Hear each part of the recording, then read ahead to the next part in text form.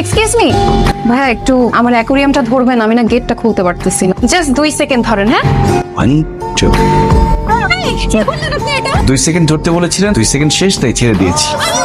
আপনাকে 2 সেকেন্ড ধরতে বলছি দেখে এরপর আপনি ছেড়ে দিবেন? আপনার কি কমন সেন্স বলে কিছু নাই? থাকবে না কেন? আমি তো আমার কমন সেন্সকে কাজে লাগিয়ে আপনার কথা অক্ষরে অক্ষরে পালন করেছি। 2 সেকেন্ডের কথা বলেছেন, 2 সেকেন্ডই মেনেছি। বেশিও না কমও না।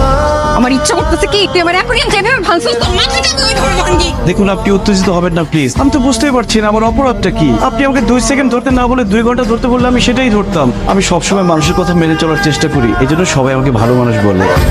মামা ওই যাবেন দিয়াই। মামা মানে? আমি আপনার কেমন মামা?